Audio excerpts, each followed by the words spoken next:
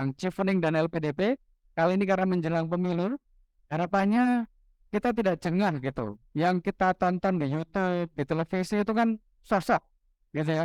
Kita bicara tentang nama, ada calon A, calon B, calon C gitu. Dan setiap hari diputar-putar terus begitu. Tetapi harapannya melalui diskusi pada sore hari ini, kita bicara tentang gagasan. Apa yang ingin kita bangun melalui diskusi kita menuju ke pemilu 2024. Dan harapannya diskusi-diskusi seperti ini akan kita buat terus-menerus. Nanti kita akan kolaborasi bersama KPU dan lembaga-lembaga terkait lainnya. Baik, Bapak Ibu sekalian, tanpa memperpanjang waktu, pada sore hari ini saya akan memperkenalkan satu persatu narasumber yang sudah hadir. Yang paling kanan dari saya, beliau adalah dosen dari Universitas Atmajaya. Selamat datang Pak Bowo, Dr. Bowo. Beliau mengajar di Atmajaya dan saat ini menjabat sebagai Dewan Pendidikan Daerah Istimewa Yogyakarta. Kemudian terkait dengan undangan kita bersama Bapak Kapolda DIY, Bapak Suwondo Nainggolan yang kebetulan hari ini sedang mendadak untuk tugas yang lebih penting ya Pak ya, untuk ke Jakarta, untuk kalau tidak salah kegiatan KTT ASEAN. Nah begitu. Dan diwakili oleh Bapak Syahruddin Nasution, kita beri tepuk tangan, Direktur Intel Polda DIY. Kemudian di sebelah kanan saya persis ini adalah Dr. Stefanus Handoko. Beliau adalah anggota Komisi D DPRD Provinsi Yogyakarta. Begitu. Kita beri tepuk tangan dulu untuk ketiga narasumber. Ya, baik. Karena kebetulan Bapak Syahruddin Nasution setelah ini akan bersama dengan Bapak Kapolda untuk pergi ke Jakarta, maka kita beri waktu yang pertama untuk dapat memaparkan presentasi, lalu kemudian kita lanjutkan dengan tanya jawab langsung terkait dengan keamanan politik yang ada di Jogja. Nanti Bapak Ibu bisa langsung tanya jawab bersama Bapak Syahruddin. Nanti lalu Bapak melanjutkan tugasnya untuk bersama Pak Kapolda gitu. Waktu dan tempat saya persilakan Bapak, silakan. Assalamualaikum warahmatullahi wabarakatuh. Selamat sore, salam sejahtera bagi kita sekalian. Shalom, rekan-rekan narasumber yang berbahagia, Bapak Ibu sekalian. Pertama, saya sedikit koreksi tadi, Pak Kapolda ada di Jogja, Pak, bukan di Jakarta. Saya yang akan ke Jakarta. Jadi saya ngejar waktu, sorry, mohon maaf. Pak Kapolda ada kegiatan lain. Jadi kami diperintahkan mewakili. Kami mendapat undangan khususnya Pak Kapolda ya untuk menghadiri acara ini. Kemudian saya disuruh mewakili untuk bicara masalah wawasan kebangsaan. Bapak Ibu sekalian, sebelum saya menyampaikan sedikit materi, saya perkenalkan diri dulu. Nama saya Syahruddin Nasution. Ya, dari namanya udah kelihatan pasti orang Jogja. Bapak. Tapi istri saya orang Jogja, Pak. Nah, itu contohnya saya udah merajut keragaman itu kan dengan istri orang Jawa supaya manut nggak ke orang Batak. Ya supaya keluarganya banyak, maksudnya gitu Pak. Kalau saya sama orang Batak lagi kan keluarganya cuma di Batak aja. Kalau di Jawa keluarga saya banyak. Saya lahir besar di Sumatera Utara, kemudian sampai SMP sempat di Sumatera Utara, di Aceh 1 tahun, kemudian saya SMA di Magelang. Ya, cita-cita saya dulu kalau orang Sumatera cepat-cepat merantau supaya nggak jadi yang aneh-aneh kan, jadi cepat-cepat merantau ke Jawa supaya pinter gitu. Jadi saya sekolah di Magelang 1 jam dari sini di SMA Taruna Nusantara. Ya, karena kami orang susah, jadi kami cari sekolah yang gratis Pak, yang beasiswa dibayari sama pihak lain. Dan kemudian saya pertama dinas di sini di Yogyakarta 6 tahun, kemudian ke Kalimantan Selatan 6 tahun, tanah yang belum pernah saya lihat. Dulu waktu saya nginjak Jawa juga tanah yang belum pernah saya lihat, Kalimantan juga sama. Habis dari Kalimantan saya 4 tahun setengah di Ambon, tanah yang belum pernah saya lihat juga Pak. Jadi saya selalu dapat tempat yang baru-baru. Kemudian kembali ke Kalimantan, jadi saya di Kalimantan kurang lebih 10 tahun, cukup lama. Dan sekarang saya ada di sini sudah hampir 2 tahun. Nah, dari pengalaman itu Bapak Ibu sekalian, eh, saya bukan cuma melihat keragaman atau kebinekaan Indonesia itu dari literatur, tapi saya mengalami sendiri. Dan saya sudah merasakan bagaimana kami di Kalimantan pendatang itu lebih banyak daripada warga aslinya, dan bagaimana kami di Pulau Seram yang tidak seperti dirasakan sekarang. Ya, kebetulan saya Muslim, jadi kalau di sini mungkin cari masjid tiap 100 meter ada, kalau di sana kebalikannya Pak. Jadi nyari masjid 3 kilo baru ada Pak. Gitu. Tapi saya mempunyai pengalaman yang tidak pernah saya temukan di daerah lain. Ya. Jadi suatu saat saya pergi ke satu daerah terpencil ya, terpencil karena di ujung utara Pulau Seram. Pas saatnya jam sholat saya celingak-celinguk Pak, lihat-lihat gitu kan. Emang nggak ada masjid Pak di daerah situ. Di tengah kebingungan itu saya ditanya sama salah satu penduduk yang terdekat rumahnya, Bapak mau cari masjid Pak ya? Enggak, saya bilang, karena saya tahu nggak ada di situ kan. Kan saya tahu nggak ada, cuma saya, mana caranya mau sholat ini? Terus dia bilang, Bapak mau sholat? Iya. Oh, masuk aja Pak, di dalam. Oh, saya masih bengong-bengong gitu, dia bilang, ada sajadah Pak, di kamar saya. Oh, iya. Terus saya lihat ada anjing Pak, jalan-jalan di luar. Wah Pak, tenang Pak, ini anjing nggak masuk kamar. Oh iya, saya langsung masuk. Jadi artinya Pak, dan itu saya belum pernah temui di daerah lain. Cuma di Pulau Seram, di Maluku.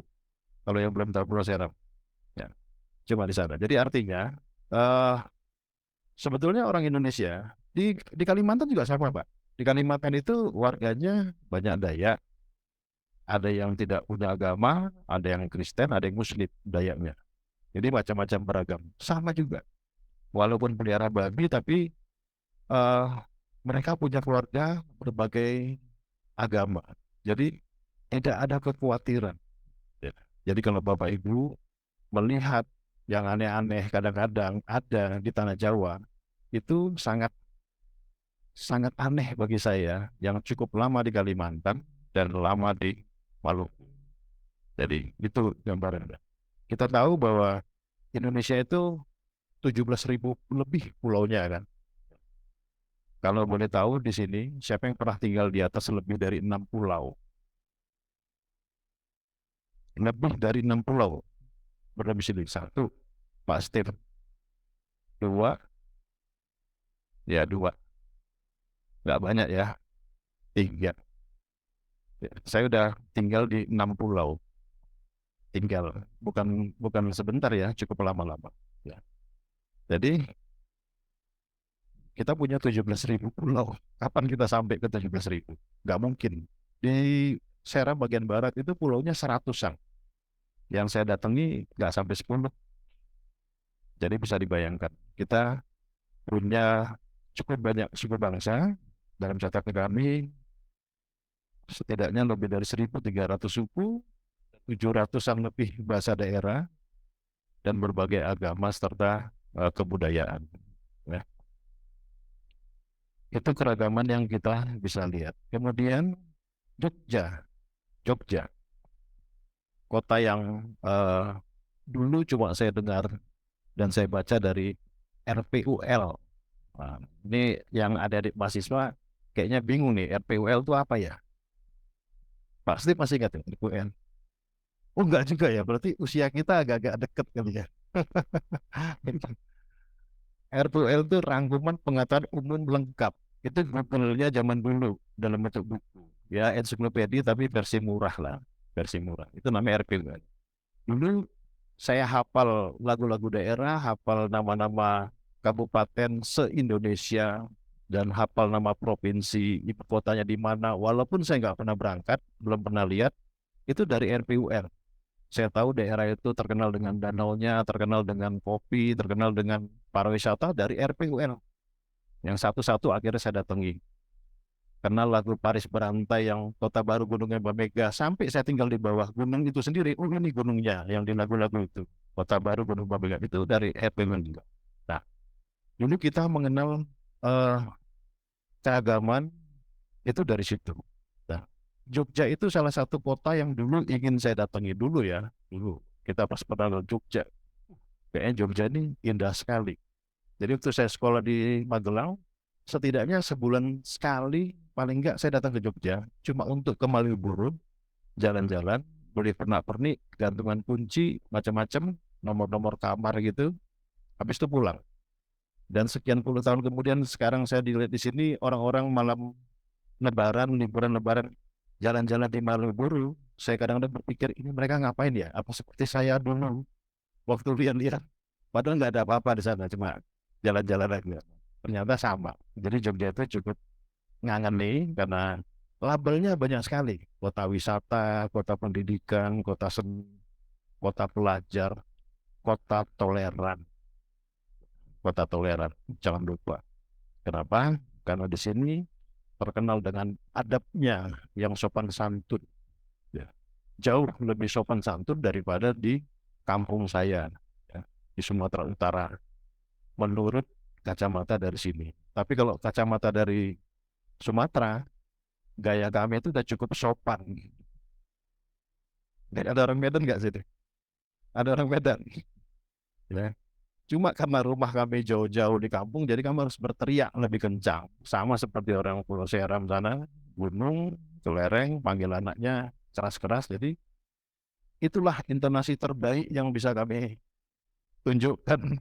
Gitu. Jadi makanya waktu saya ke sini, ke Magelang, suara saya agak-agak turun sedikit rendah karena teman saya dari Semarang, teman saya orang Magelang, orang Sleman Turi sini, ada yang dari Jember, ada campur-campur. Akhirnya saya harus menurunkan sedikit intonasi dan saya sedikit bukan belajar bahasa Jawa ya. Bahasa Jawa sudah saya pahami sejak saya umur 5-6 tahun.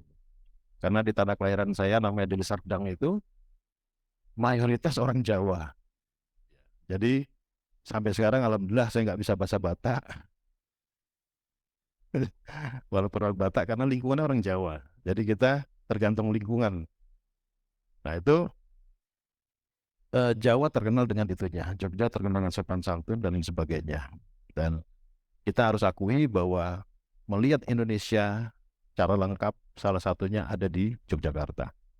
Dan sekarang juga kita juga tahu bahwa Yogyakarta sejak era reformasi sudah menjadi salah satu kota politik, betul ya Pak ya? Barometer politik diantaranya ada di Yogyakarta. Ya, jadi jangan heran kalau nanti beberapa waktu ke depan kota Jogja akan semakin ramai dengan kegiatan-kegiatan politik.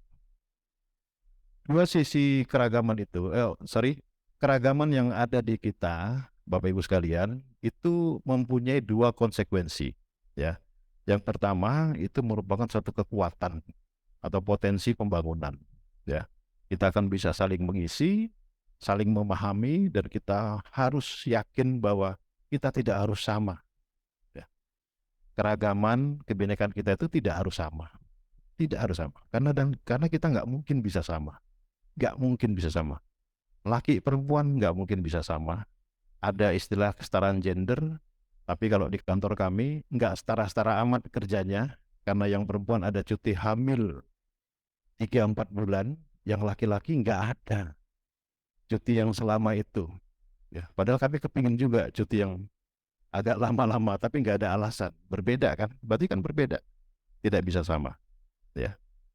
Terus mungkin ada satu tunjangan-tunjangan yang menyangkut kewanitaan yang kami nggak dapat. Kan kami juga perlu ya tunjangan-tunjangan yang khusus nggak ada. Jadi kita memang beda gitu dan tidak mungkin bisa sama. Ya.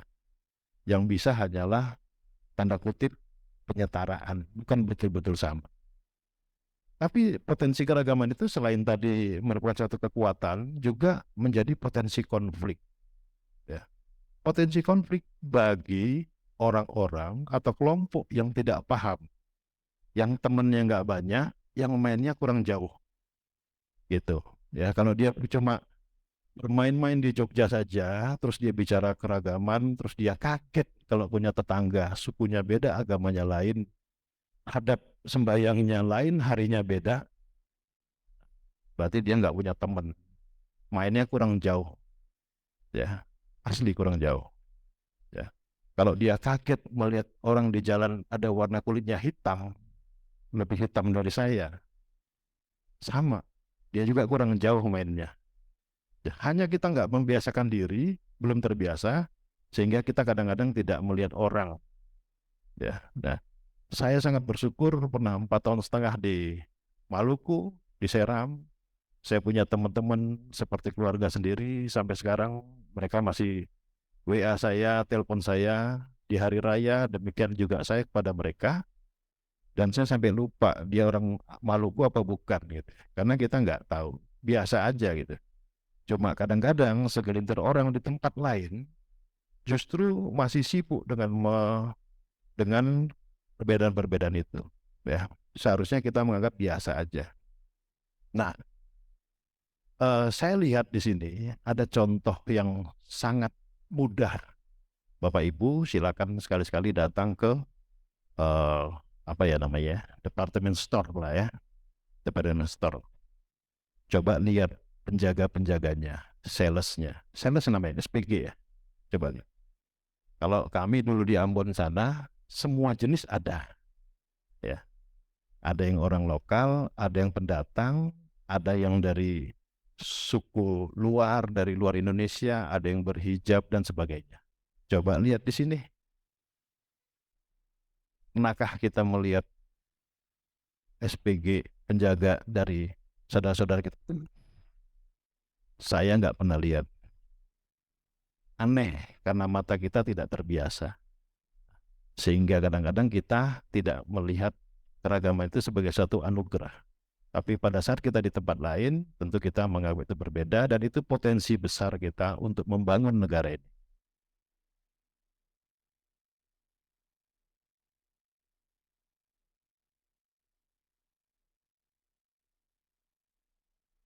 Kemudian Bapak Ibu sekalian, kita tahu bahwa demokrasi sekarang udah mendekati pesta demokrasi.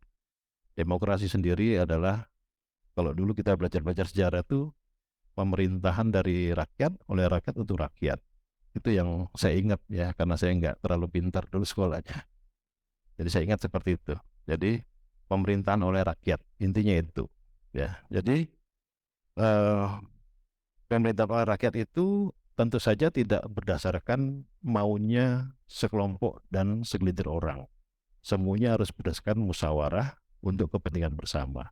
Itu demokrasi di Indonesia yang saya tahu, dan semuanya harus berdasarkan hukum sebagaimana di pasal 1 Undang-Undang Dasar 45. Demokrasi kita adalah negara demokrasi yang berdasarkan Undang-Undang Dasar 45.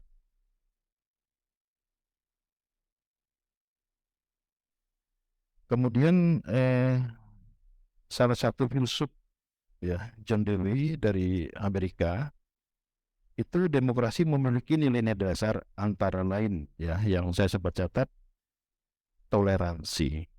Ya, ada banyak, ada menghormati pendapat, memahami, menyadarkan keragaman masyarakat, terbuka. Tapi ada satu yang menarik adalah toleransi. Nah, toleransi ini sangat penting Bapak Ibu sekalian, di mana Jogja sudah mulai didengungkan sebagai kota toleran, ya. Artinya kita harus membiasakan diri dengan perbedaan dan membiarkan orang dengan perbedaan-perbedaannya, ya, tidak memaksakan kita harus sama, harus satu, dan tidak mudah menjudge orang atau kelompok yang berbeda dengan kita. Nah, itu tadi saya sampaikan di awal bahwa orang-orang yang berpikiran seperti itu biasanya nggak punya teman yang cukup, tidak punya cukup wawasan, yang jelas mainnya kurang jauh, mungkin cuma 2-3 RT sudah kembali ke rumah lagi. Nah, itu jadi dia berpikiran orang adalah sama dia semua. Ya. Kemudian dari potensi konflik tadi, eh, saya sudah melihat juga bagaimana perbedaan itu sangat bahaya kalau dipandang dari sebagai satu potensi konflik. Ya, di Ambon saya beri contoh yang sangat baik, di Kalimantan juga sangat baik, ada permusuhan etnis ya. Tapi sesungguhnya kebencian itu kalau di Kalimantan bukan diawali dengan perbedaan etnisnya, tapi dari perilaku-perilaku orang yang menunjukkan gap yang sangat tinggi antara si pendatang dengan warga lokal. Itu yang akhirnya diributkan jadi masalah persukuan. Tapi awalnya bukan masalah perbedaan suku. Sama dengan di Ambon, perbedaan itu dikemas orang sehingga seolah-olah orang mempermasalahkan agama. Tapi kalau Bapak Ibu lihat sekarang, tidak ada permasalahan agama di sana. Semua orang bebas beribadah beragama masing-masing. Namun bekas-bekas dari konflik dulu masih ada terlihat dengan berkelompoknya orang dalam tempat tinggal. Dan itu sangat lama membekasnya. Oleh karenanya, Yogyakarta mari kita jaga betul, ya, karena konflik yang berdasarkan atas perbedaan itu sangat sulit dan sangat lama sembuhnya, meninggalkan bekas luka yang sangat dalam, dan itu perlu waktu yang lama sekali pemulihannya. Nah, bagi kita yang kita tidak pernah melihat langsung, atau kita tidak punya pengalaman, nggak punya teman, itu mungkin dianggap biasa-biasa saja, nggak mungkin seperti itu. Tapi Bapak Ibu, kalau pernah lihat ke Ambon, pergi ke Ambon sana, bagaimana keluarga bisa terpisah, ya. Bagaimana di sana ada satu budaya yang menyatukan antar keluarga beda agama bisa terpisah hanya karena diganggu oleh orang-orang tertentu. Nah, tapi sekarang situasi sudah berbeda. Oleh karenanya, keragaman di kita di Yogyakarta ini dengan banyaknya mahasiswa, pelajar, pendatang dari seluruh Indonesia, bahkan internasional, ini harus kita jaga betul karena saya sudah melihat, Bapak Ibu juga sebagian sudah melihat bagaimana sulitnya pemulihan konflik pasca konflik, apalagi kalau akibat dari perbedaan-perbedaan tadi. Nah, terkait dengan pemilu dalam waktu dekat ini, tantangan kita setidaknya ada 4, Bapak Ibu sekalian. Yang pertama, black campaign, ya. Black campaign ini bahasa sederhananya mungkin fitnah, ya, bisa dibilang fitnah pasti, ya. Bisa dibilang fitnah yang tidak diiya-iyakan, ya. Kemudian ada negatif campaign. Negatif campaign ini sebetulnya benar, faktanya benar, tapi digunakan untuk menjatuhkan. Contoh, di kita ini kan pejabat publik tidak boleh beristri 2, betul Pak ya? Pejabat pegawai negeri Pak ya, nggak boleh beristri 2. Kalau tapi janganlah Pak, 1 aja susah ngurusnya Pak. Nah, tapi dalam satu momen seperti saya di Kalimantan, itu kalau orang tahu istrinya 2, itu digunakan untuk negatif campaign. Istrinya sah, tapi digunakan untuk negatif campaign bahwa bagaimana mungkin orang beristri 2 akan mengurus kita, warga ini. Nah, itu untuk menjelek-jelekkan itu. Itu tantangan kita. Yang ketiga, kita akan dan sudah pernah berhadapan dengan yang namanya money politik, ya. Dan kita juga kadang-kadang mendengar money politik, terima saja uangnya, ntar nggak usah dipilih. Terima saja semuanya, ntar nggak milik siapa-siapa. Itu pun tidak membantu, Bapak Ibu sekalian, tidak membuat negara ini lebih baik. Yang betul adalah kita nggak usah ikut-ikutan sama itu. Bapak Ibu diberikan hak konstitusi untuk memilih, monggo silakan gunakan haknya. Kami yang tidak punya hak saja ingin memilih, ya, tapi nggak boleh sama negara. Dan satu-satunya pemilihan yang pernah saya ikuti adalah kedua, ya, ketua OSIS sama pemilihan kepala desa waktu itu. Itu baru 2 kali saya ikut pemilu karena ingin sekali saya menyoblos, ya. OSIS pernah, tapi setelah saya jadi polisi, saya nanya waktu itu di Wates, di Klub Progo. Boleh nggak, saya waktu itu Kapolsek, boleh nggak saya ikut nyoblos? Oh, boleh Pak, Bapak kan warga sini, nyoblos saja. Oh, boleh ya, boleh saya ikut masuk kotak suara. Akhirnya saya merasakan vibe-nya di ruang TPS itu. Ya, lainnya saya nggak pernah. Paling banter ngantar istri saya ke TPS, itu paling top. Jadi itu permasalahan yang akan selalu kita hadapi. Kalau saya boleh saran, money politik, apapun cerita orang, itu tidak mendidik kita. Dan itu akan terekam dalam otak kita, mungkin akan kita ulangi pada anak cucu kita. Nah, demokrasi yang dihasilkan dari money politik, saya yakin sekali hasilnya tidak akan baik seperti harapan kita. Dan Bapak Ibu nanti bisa lihat hasil pembangunan yang diproduksi oleh orang-orang yang seperti itu, saya nggak yakin akan bisa lempeng sebagaimana yang diharapkan oleh masyarakat pada umumnya.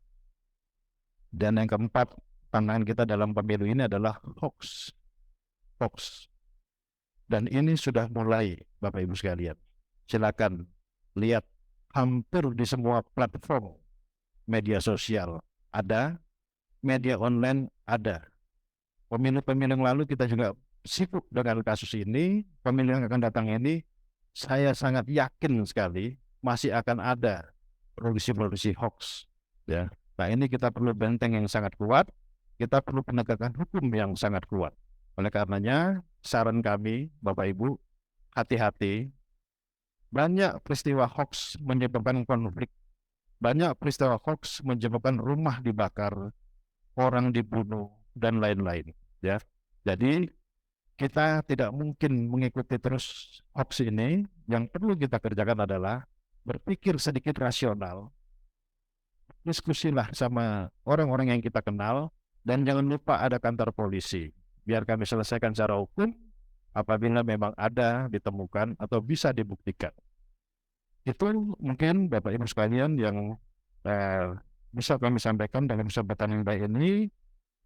Saya sedikit mencuplik kalimat, tapi saya lupa cantuman dari mana ini, ada kata-kata sedikit, bahwa pakai kacamata ya, usia nggak bisa bohong. Pengennya sih nggak pakai kacamata.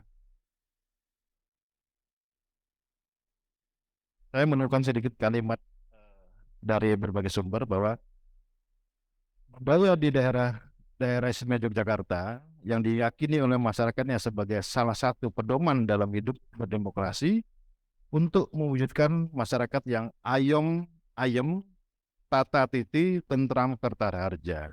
Dengan perkataan lain, budaya tersebut akan bermuara pada kehidupan masyarakat yang penuh dengan kedamaian, baik ke dalam maupun keluar. Hal itu mengingat Gusti Paring dalan kanggo wong sing pengendalan madep iku urut. Saya yakin Bapak Ibu tahulah artinya ya. Artinya Tuhan akan memberi jalan untuk manusia yang mau mengikuti jalan kebenaran dan hidup harus bisa memberi cahaya bagi sesama. Demikian Bapak Ibu sekalian yang bisa sampaikan dalam kesempatan baik ini. Kurang lebih saya mohon maaf. Dan apabila ada tutur kata yang tidak tepat, mohon dimaafkan, tidak ada maksud untuk menyinggung dan sebagainya. Ini semua untuk memberikan contoh atas apa yang saya alami dan apa yang kita harapkan ke depan dalam politik atau dalam demokrasi di Indonesia. Saya akhiri. Wassalamualaikum warahmatullahi wabarakatuh. Ya, kita beri tepuk tangan yang meriah. Jadi sebenarnya kisah baik itu banyak begitu ya, yang Pak Syahudin alami, sholat di nonis gitu ya, non Islam begitu, dan kisah-kisah yang lain. Hanya saja kisah-kisah negatif jangan lebih banyak begitu ya Pak. Artinya kita sebagai duta damai begitu ya, kita bisa men-sharingkan kisah-kisah kita juga ke semakin banyak orang. Baik, untuk berikutnya, karena Bapak memiliki keterbatasan waktu untuk tugas berikutnya, jika ada yang ingin bertanya silahkan terkait dengan hal-hal yang tadi sudah disampaikan maupun hal-hal terkait dengan Yogyakarta begitu ya, tentang keamanan, politik, sosial, budaya, dan seterusnya gitu. Silakan untuk termin pertama mungkin waktunya dibatasi 10-15 menit saja ya Pak. Gitu. Baik, silakan kalau ada pertanyaan, 3 pertanyaan pertama. Ya, Mbaknya. Kemudian ada lagi. Baik, Ibu di sebelah. Satu lagi boleh? Oke. Karena kabelnya agak pendek, mungkin bertanyanya bisa maju ke depan gitu. Silakan. Toleransi. Ya. Toleransi itu Pak, kita membiarkan orang untuk berbuat atau beribadah atau berperilaku sesuai dengan ajaran dia, sesuai dengan adat istiadatnya, kita nggak mencampuri. Itu sudah upaya besar untuk menekan konflik. Selama kita tidak bisa bertoleransi, beranggapan bahwa orang harus sama kita, yang nggak sama kita itu pasti masuk neraka, seolah-olah kita panitia surga, nah itu pasti akan menjadi bibit-bibit konflik. Jadi saya sangat meyakini kalau kita bisa bertoleransi, tempo selero, kita paham bahwa perbedaan itu adalah kekayaan, bukan untuk dipermasalahkan, itu udah sangat menekan potensi konflik. Saya kira demikian. Ya, silakan. Baik. Nah, selamat sore Pak. Pemaparan materi yang sangat luar biasa, bagaimana menggambarkan tentang pluralis di tengah-tengah masyarakat Indonesia dan bagaimana mengajarkan tentang bahwa Indonesia itu ada dalam situasi kemajemukan antara agama, suku, ras, dan lain-lain. Saya ingin memberi sedikit pandangan tentang mahasiswa yang ada di Yogyakarta, yang dimana mahasiswa itu dari berbagai daerah. Sebelumnya, perkenalkan nama saya Irenius Irasdeno. Saya sekarang ini sedang kuliah di Sekolah Tinggi Pariwisata Ambarukmo dan mengampu di S1 Pariwisata. Saya ingin memberikan satu pandangan, kira-kira menurut Bapak nanti itu gimana? Yang saya ketahui, kasus intoleransi pada umumnya itu karena tidak mengenal antara satu dengan yang lain, kira-kira ciri khasnya ada di mana. Saya mengambil pandangan tentang dari sisi antropologi, dari sisi kemanusiaan. Saya berasal dari NTT yang dimana logatnya itu atau nadanya itu ketika berbicara dengan lawan jenis itu nadanya tinggi.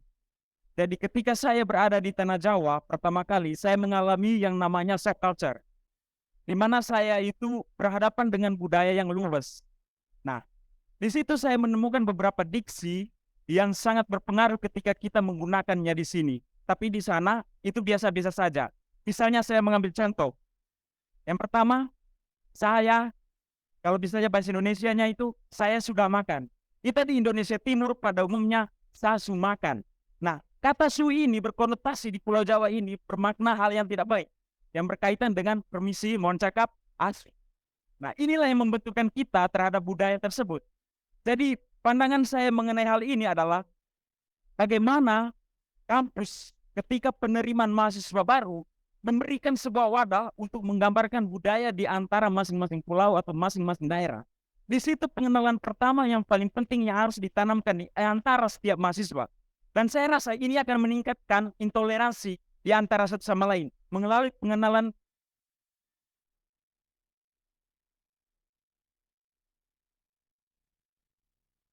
di dalam kampus, baiknya gimana Pak?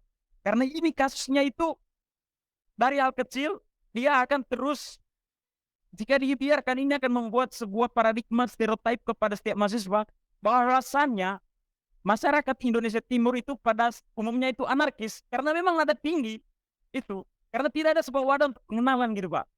Itu menurut saya Pak. Jadi kita itu terboikot oleh paradigma yang belum tentu realitanya begitu. Itu saja Pak. Saya kembalikan. Baik, terima kasih. Ini bagus sekali. Tapi nanti lebih dalam, Pak Bowo yang lebih paham sama Pak Steve yang punya power untuk membuat aturan. Tapi saya sepakat dengan kawan tadi. Siapa namanya tadi? Irna. Saya sepakat sama dia. Saya sudah mengalami goncangan itu juga pada saat saya di SMA di Magelang. Ya, Magelang udah jelas Jawa. Muridnya 281 itu mayoritas dari Jawa. Ya, Jawanya ternyata beda-beda juga. Ada Jakarta Betawi, ada Jawa Barat yang agak sedikit halus, tapi juga ada kekasaran kasar juga dikit di situ. Ada Jawa Timur yang mirip-mirip sama Medan, cuma beda dialek. Ada Jawa Tengah dan Jogja yang santai-santai aja. Jadi, tolong tadi kawan dari Indonesia Timur, Indonesia Barat juga seperti keras-keras juga gitu. Jadi goncangan kita sama. Jadi saya setuju. Memang sebelum orang memasuki satu dunia, satu lingkungan, sepertinya memang perlu ada satu sesi khusus atau mungkin dibuatkan dalam satu buat aturan yang dia harus supaya cepat beradaptasi. Saya pernah ikut satu sekolah di Vietnam, cuma 3 minggu saja. Tapi briefingnya dari sebelum kita berangkat sudah di email aturan, tata krama, tata cara, kata-kata yang sopan dan tidak sopan. Sampai kami sampai di sana itu kami masih di briefing bagaimana cara kita menunduk, melihat orang, sopan, cara bersalamat, yang sopan sama enggak. Itu briefing cuma 3 minggu. Setelah 3 minggu, briefingnya seminggu sebelum berangkat sama pas hari hanya datang ditata. bagaimana cara makan dan sebagainya yang ikut lingkungan itu. Saya setuju. Kalau untuk punya 3-4 tahun, kita butuh waktu lebih untuk beradaptasi, Memahami budaya sini supaya tidak dianggap kasar dan sebagainya, maka kitalah yang harus menyesuaikan. Saya katakan lagi, saya dulu Batak, sekarang masih Batak ya, maksudnya saya sorry ya, masih Batak saya. Maksudnya seorang Batak datang ke Jawa, saya berusaha keras untuk paham, agak rendah dikit, makan sambal nggak terlalu pedas, itu penting sekali kita untuk menyesuaikan, ya. Penting sekali supaya kita bisa paham bagaimana kearifan lokal, bagaimana cara kita bicara dan sebagainya. Saya sepakat nanti mungkin Pak Bowo sama Pak Steve lebih menambahkan masalah ini karena itu di bidang Bapak-Bapak sekalian. Saya kira demikian. Terima kasih. satu lagi. Satu lagi. Selamat sore. Perkenalkan saya Vita. Saya ingin menyambung yang pertanyaan di Zoom tadi mengenai ke tingkat kriminalitas di Jogja.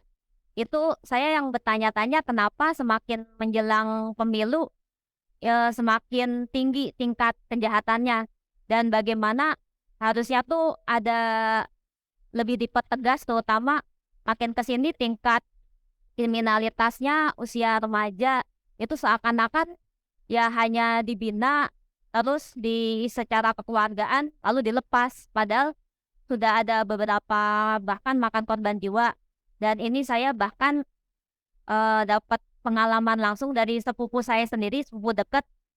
Dia waktu jalan pulang lagi habis ngisi acara band sama temennya, boncengan temennya yang kena peliti sepupu saya yang dampingin motor gitu. Jadi ada berdua motornya mau nolongin, tapi justru malah sepupu saya yang dituduh warga sekitar pelakunya padahal udah jelas-jelas kalau itu temennya. Jadi pelakunya tuh kabur.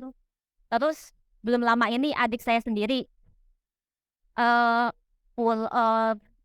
jadi nongkrong di daerah kita Condong Catur dengan mata kepala dari sesama juga antar umat beragama Islam sendiri. Nah, ini menunjukkan bahwa keragaman entah itu antar maupun umat beragama itu masih perlu dipupuk, ditumbuh kembangkan kembali. Beberapa bulan yang lalu juga sempat viral, itu siswa SMP Bimo Martani, karena kebetulan saya juga mendampingi di sana, itu ketika widya wisata di Bali kemudian melakukan aksi pengerusakan terhadap sesajen. Akhirnya terjadi kesurupan massal ketika di pusat oleh-oleh. Nah, saya ingin mengatakan bahwa wawasan kebangsaan itu tidak sekali tercipta lalu langgeng selamanya. Jadi itu bisa bersifat sangat dinamis. Bisa menguat, bisa juga melemah. Nah, untuk itulah maka internalisasi wawasan kebangsaan sebagai bagian dari proses pendidikan itu perlu berlangsung sepanjang hayat. Dan untuk menginternalisasikan wawasan kebangsaan ini menjadi tugas bersama. Baik lembaga pendidikan, keluarga, maupun masyarakat, maupun pemerintah. Tadi ada pertanyaan yang menarik terkait dengan bagaimana kita bersikap terhadap pluralitas yang ada di masyarakat. Tadi kadang ada terjadi orang yang berasal dari suku tertentu mendapat penolakan ketika mencari tempat kos. Entah itu berdasarkan kepada agama maupun berdasarkan kepada kesukuan. Di sini tidak menerima kos-kosan untuk orang Indonesia bagian timur. Di sini hanya untuk menerima orang yang seiman, itu kadang juga terjadi di masyarakat. Nah, ini memang ini menjadi tanggung jawab bersama untuk membangun bagaimana mengemas kemajemukan itu dalam suasana yang harmonis. Nah, untuk mengemas wawasan kebangsaan ini yang menjadi tanggung jawab dalam dunia pendidikan, di sini juga ada murid-murid saya yang ada di Zoom ini dari pendidikan kewarganegaraan juga. Memang untuk meningkatkan wawasan kebangsaan, salah satunya melalui pendidikan kewarganegaraan. Nah, lalu bagaimana untuk supaya wawasan kebangsaan itu bisa meningkat di masyarakat? Nah, dalam proses pendidikan tadi ditanyakan terkait dengan bagaimana dunia pendidikan untuk mengembangkan wawasan kebangsaan. Nah, dalam praktek pendidikan yang saya sampaikan di sini, bahwa pendidikan itu tidak hanya mengembangkan unsur otak, tapi juga mengembangkan unsur watak atau karakter. Nah, oleh karena itulah, dalam pendekatan di dalam pendidikan, itu menggunakan 4C atau 4C. Bahwa pendidikan kewarganegaraan itu juga untuk mengembangkan aspek kompetensi. Jadi ketika di sekolah, di kuliah, itu ketika Anda mengambil mata kuliah Pancasila atau kewarganegaraan, itu juga dibekali kompetensi. Bagaimana Anda harus menghormati hak dan kewajiban orang lain, topik-topik tentang hak asasi, itu juga perlu untuk diperkaya dalam kasana pengetahuan mahasiswa. Nah, kognisi atau pengetahuan itu penting karena manusia itu bertindak berdasarkan pada pengetahuan yang dimiliki. Nah, C yang kedua selain kompeten itu konsen. Bagaimana konsen itu adalah bagaimana pendidikan itu bisa menggugah kesadaran hati nurani menjadi warga negara yang baik dan benar. Nah, sehingga kemarin ini praktek yang saya lakukan ketika ujian tengah semester di Sanata Dharma maupun di Atmajaya, ini saya tidak menguji dari sisi kompetensi saja, tapi konsen, yaitu pendidikan warganegaraan berbasis pada proyek. Mahasiswa saya minta untuk mengenal itu pengurus RT, pengurus RW, kemudian melakukan wawancara. Karena saya lihat ada sebagian mahasiswa yang tidak semuanya, bahwa dari sejak awal kuliah sampai dengan akhir kuliah, dia sangat tidak peduli terhadap apa yang terjadi di lingkungan sosial mereka. Nah, lalu untuk menumbuhkan kesadaran konsennya dalam ujian yang berbasis pada proyek ini, saya minta bahwa mahasiswa untuk terlibat aktif dalam kehidupan di sekitar domisilinya.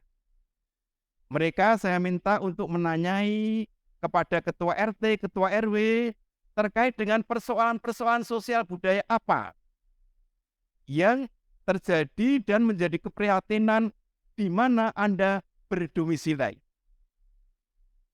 Nah, lalu sebagai mahasiswa,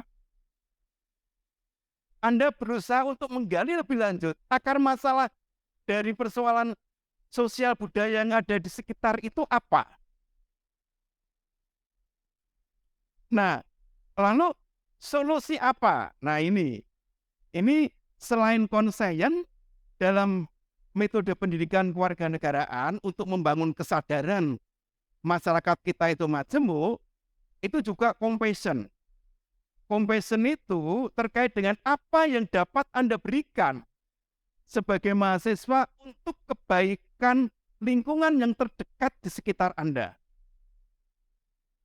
Jadi proses kesadaran karakter itu tidak tumbuh secara spontan. Saya akan peduli kepada orang lain ketika saya sudah menjadi direktur, ketika saya sudah menjadi pemimpin. Itu omong kosong. Bahwa karakter itu terbentuk melalui proses habituasi.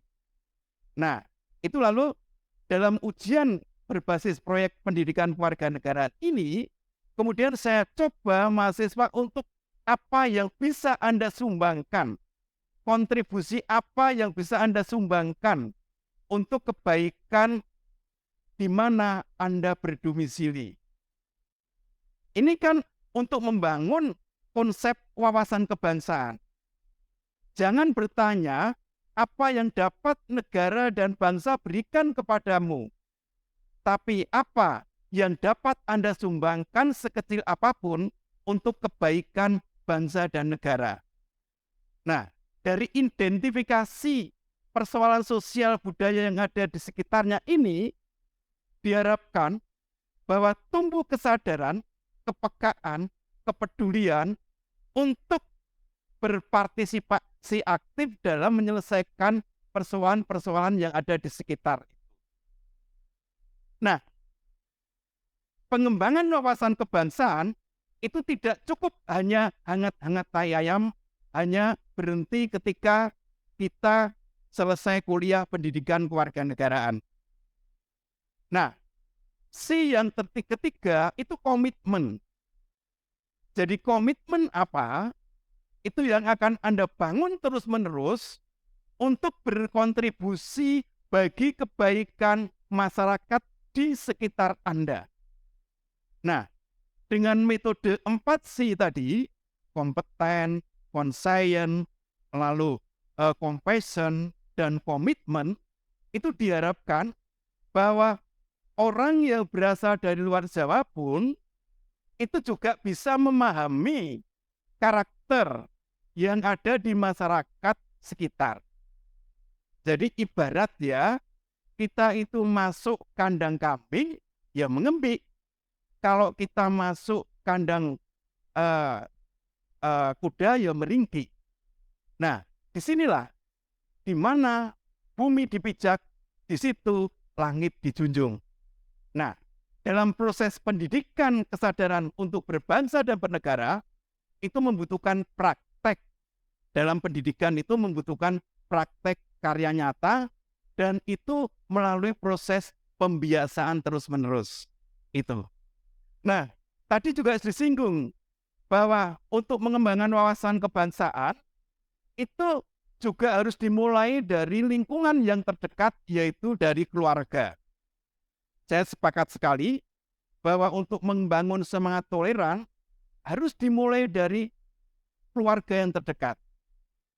Bagaimana kasih sayang itu diberikan kepada anak-anak dan anggota keluarga, sehingga bagaimana konflik itu dipecahkan dengan penuh kasih sayang, itu akan membentuk karakter warga negara yang cinta akan kedamaian dan ketentraman. Ini. Nah, selain tanggung jawab untuk membangun wawasan kebangsaan itu tanggung jawab keluarga, pendidikan, juga masyarakat. Jadi di masyarakat ya, ini baru slide pertama sudah, ya baik. Di masyarakat itu merupakan kawah condro di muka, di mana Anda diuji untuk mengembangkan semangat kebangsaan.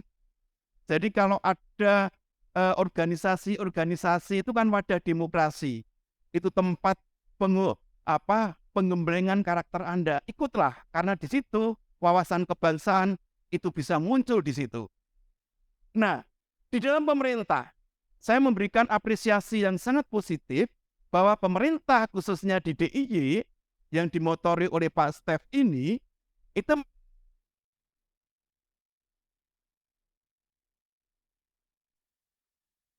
kepada anggota Dewan kita yang menginisiasi itu pada waktu itu Pak Stef Komisi A ya, yang membidangi bidang pendidikan kerjasama dengan Kesbangpol, itu menginisiasi lahirnya wawasan kebangsaan. Ini karena keprihatinan bahwa terhadap penggerusan nilai-nilai Pancasila itu terjadi di mana-mana.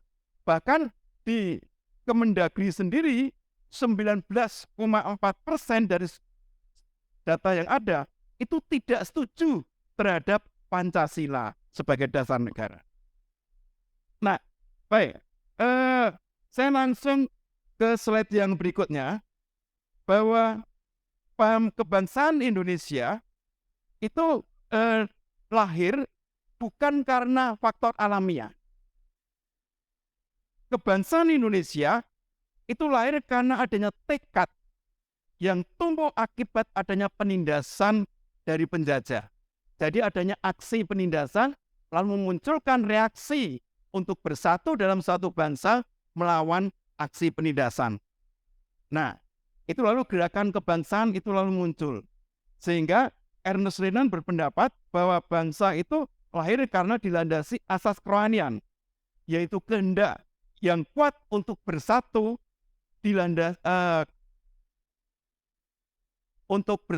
untuk mengisi kehidupan di masa mendatang maupun di saat ini. Nah, kehendak yang kuat tadi tidak cukup hanya berhenti pada kehendak. Perlu kehendak itu diwujudkan dalam sebuah komitmen. Nah, komitmen ini perlu terus-menerus dihidup-hidupkan supaya kepentingan bersama itu ditempatkan sebagai hal yang utama. Nah, ini bagaimana wawasan kebangsaan kaitannya dengan pemilu? Nah, pemilu ini bisa menjadi sarana untuk menguatkan, tapi juga bisa menggerus wawasan kebangsaan kita. Karena dengan pemilu, itu merupakan peristiwa yang sangat penting untuk memilih orang-orang yang akan menentukan, mengarahkan masa depan negara. Nah, pemilu nanti itu akan memilih para anggota legislatif, kepala negara, kepala daerah yang akan menjalankan roda pemerintah dan membangun kesejahteraan umum atau bonum commune. Mereka bertugas menyusun peraturan-peraturan perundangan, kebijakan, serta menjalankan kebijakan tadi. Nah, ini dengan hukum, itu lalu transformasi sosial itu bisa bergerak secara cepat. Saya mungkin mengajarkan tentang kesetaraan gender karena disertasi saya itu tentang kesetaraan gender. Di kelas paling terkena dampak itu hanya 10 atau 40 orang. Tapi sekali anggota dewan maupun pemerintah membuat kebijakan terkait dengan pengarus utama gender, otomatis 260 juta penduduk Indonesia akan terkena dampak dari kebijakan yang baik tadi.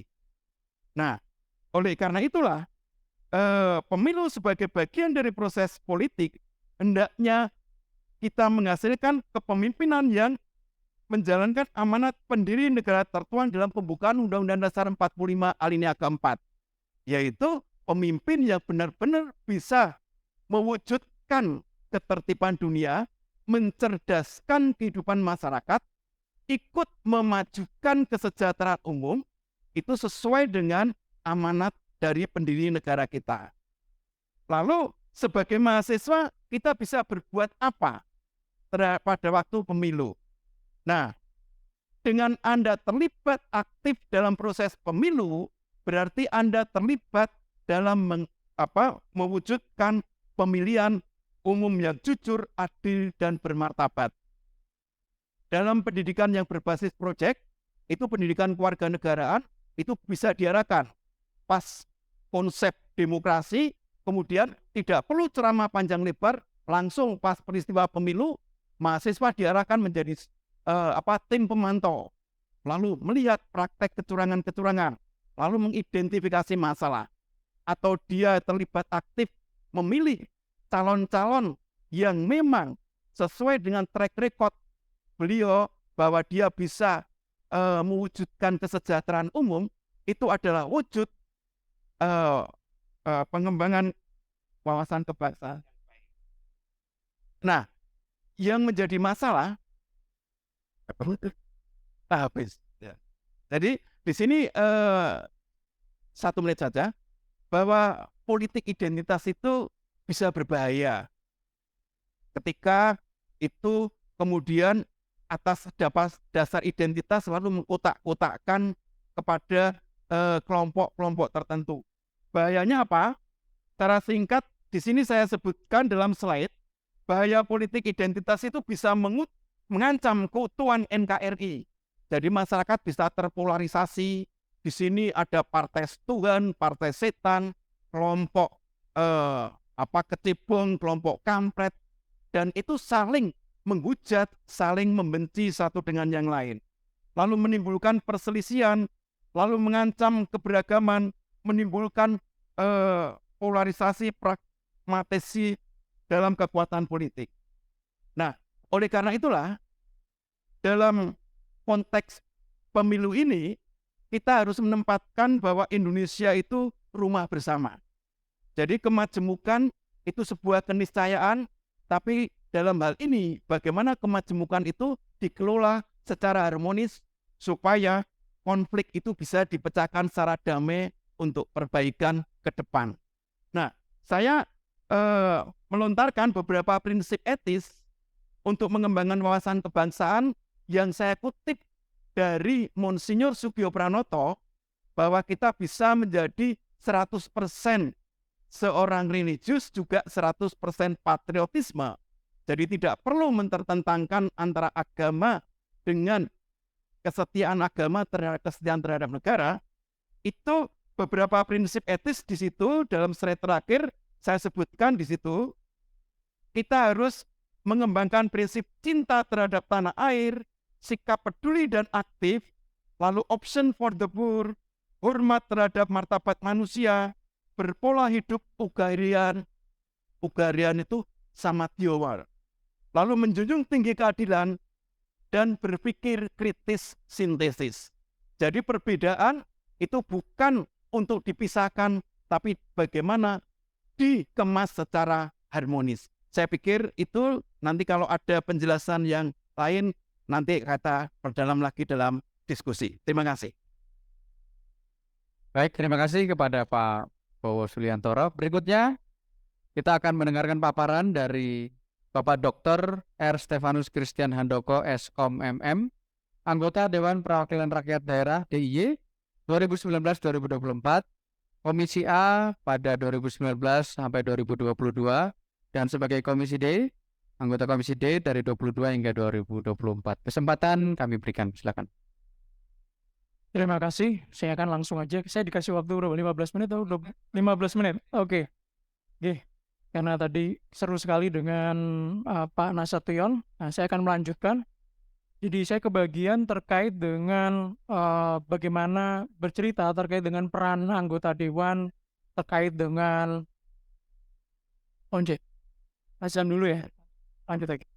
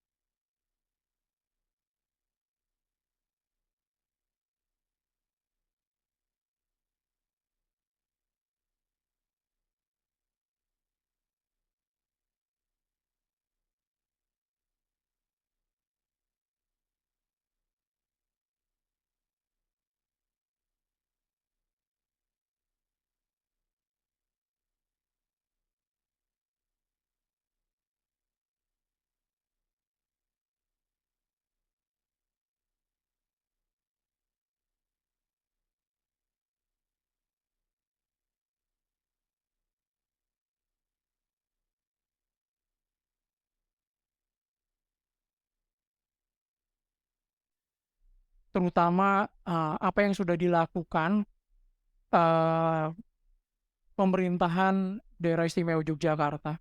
Jadi kalau kita ngelihat tadi dari Kapolda maupun dari Pak Bowo menyinggung terkait dengan kemajemukan, kemudian menyinggung terkait dengan kondisi Daerah Istimewa Yogyakarta, saya akan mencoba menyampaikan dari sudut pandang yang berbeda. Ketika kita bicara mengenai kemajemukan, mungkin kita bisa melihat kondisi saat ini yang sangat, menurut saya sangat luar biasa, karena ada pemanfaatan teknologi informasi dalam penyebaran informasi apapun itu, baik informasi positif maupun informasi yang negatif. Kalau kita ngelihat sekarang kondisinya di Indonesia, khususnya di Yogyakarta juga pemanfaatan teknologi sudah sangat luar biasa.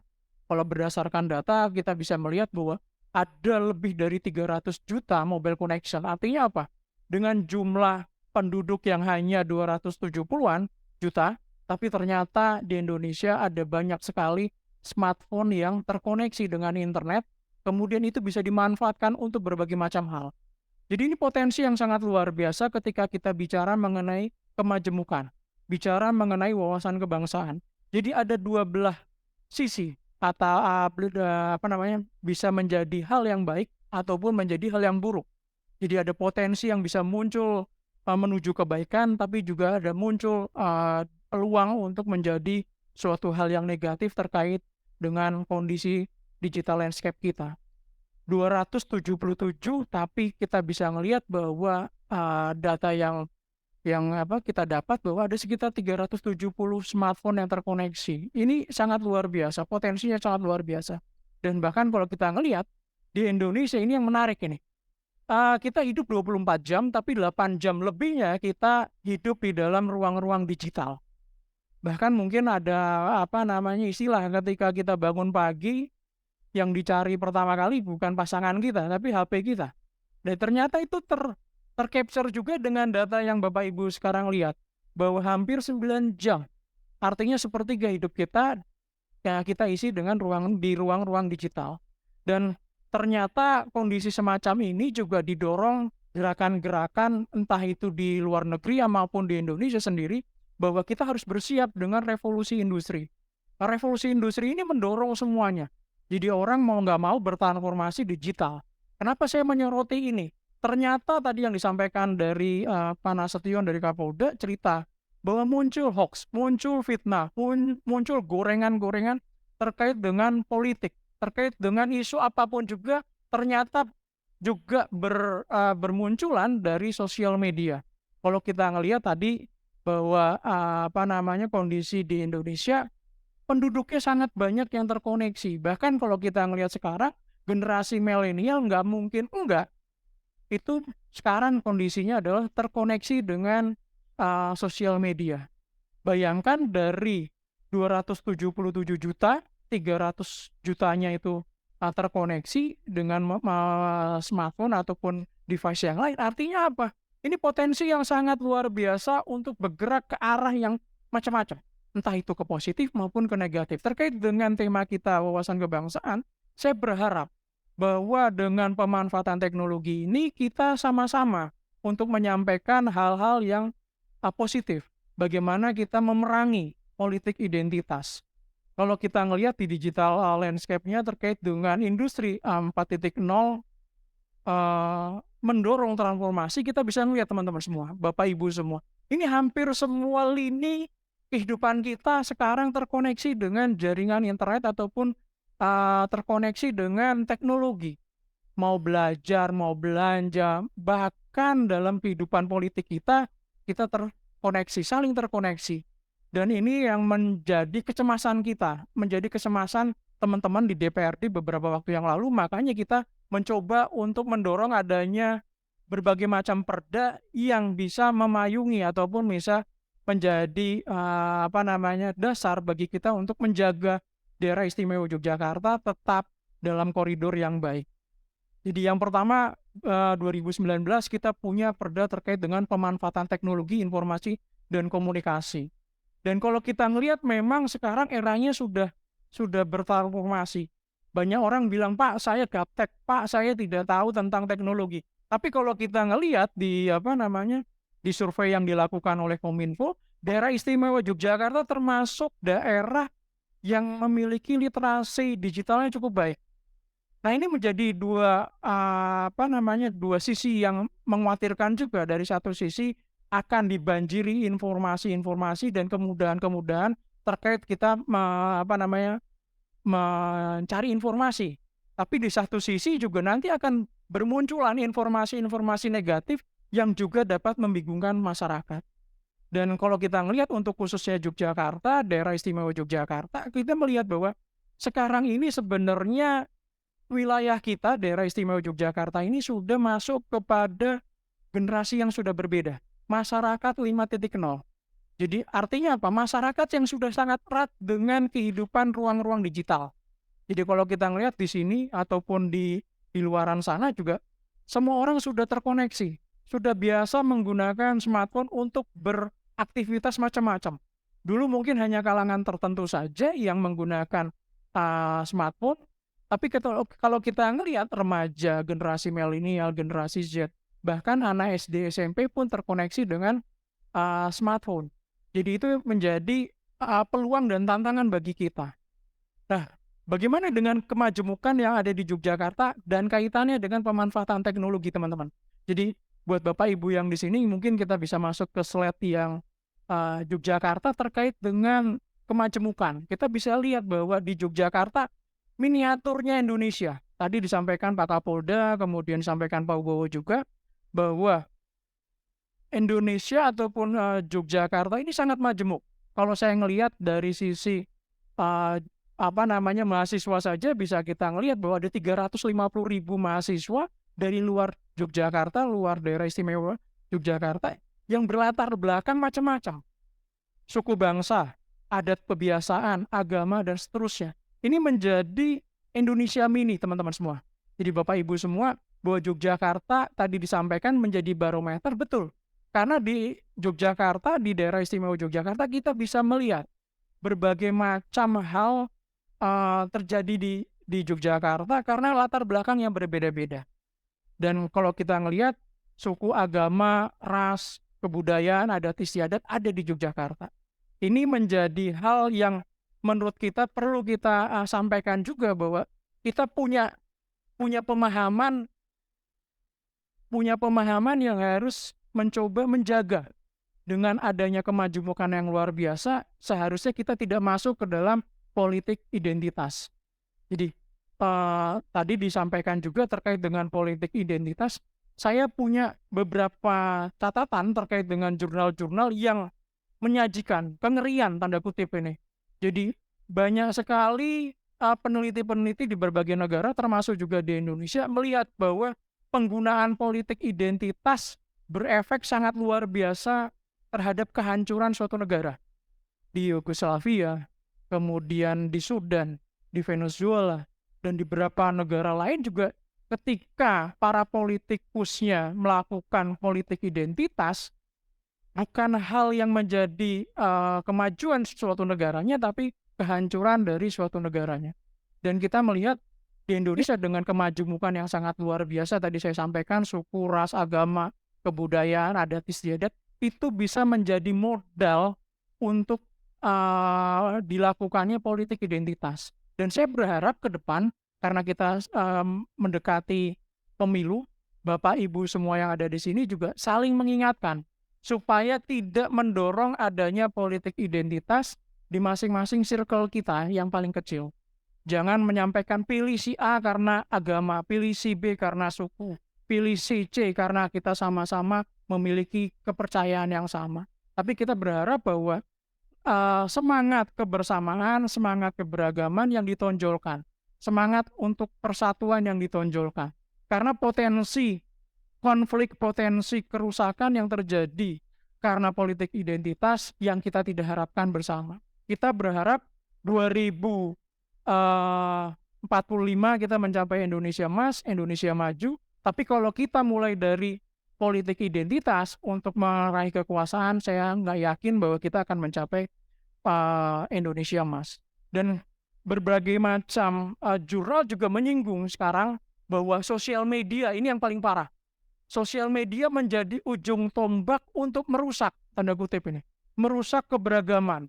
Karena di situ muncul isu-isu terkait dengan hoax, isu terkait dengan fitnah dan lain-lain. Dan kesulitan untuk melacak terkait dengan penggunaan akun-akun yang tidak terverifikasi.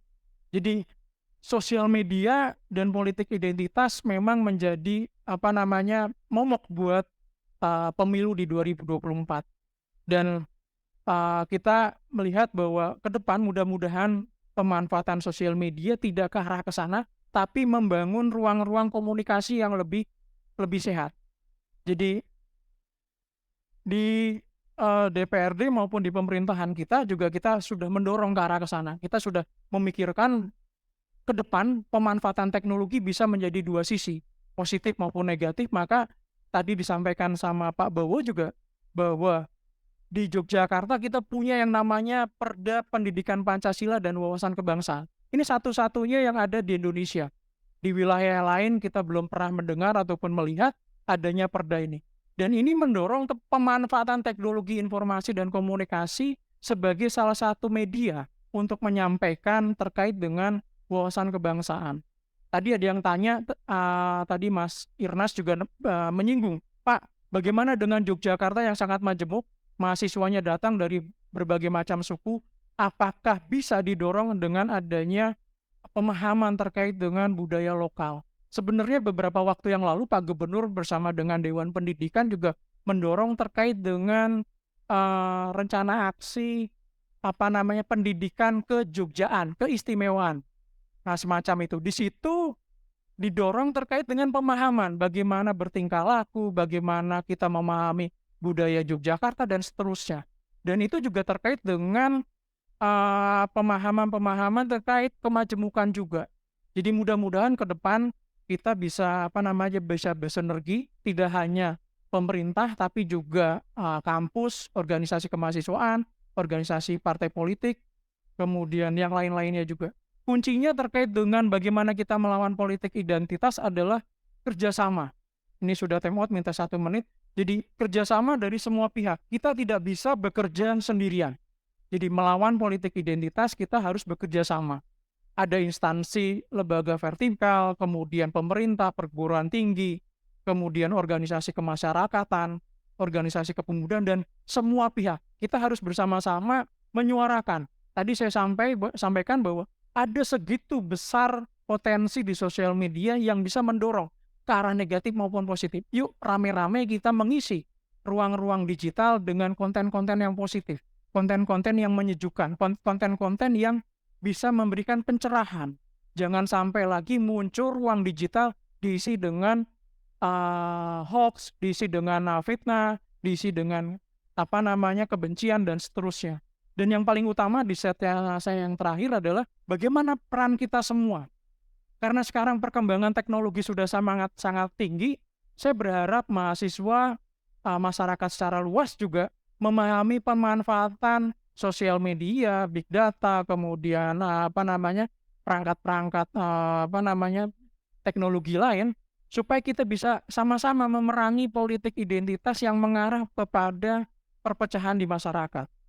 Jadi kita harus balik lagi juga, selain kita paham terkait dengan pemanfaatan teknologi, kita juga harus memahami, tadi disinggung juga terkait jati diri kita. Kita sebagai orang Indonesia yang memiliki pandangan yang beradab ketimuran, bukan berarti kita timur tengah, tapi kita punya peradaban Nusantara sendiri yang saling menghargai. Kenali jati diri, karena orang yang memahami jati diri pasti akan bergerak untuk tidak menyerang kelompok lain. Dan saya berharap karena di sini mayoritas juga mahasiswa menjadi aktivis, menjadi agen-agen perubahan yang mengisi ruang-ruang digital dengan konten-konten yang memerangi politik identitas. Dari saya itu aja, kita bisa diskusi, Mas. Terima kasih, kita beri tepuk tangan untuk Pak Stefanus Handoko. Baik, termin pertama kita buka 3 atau 4 pertanyaan. Silakan. Yang mau bertanya langsung maju ke depan karena kabelnya ada di depan. Silakan. Ada yang bertanya? Ya, silakan maju, Mas. Atau Pak. Silakan berikutnya.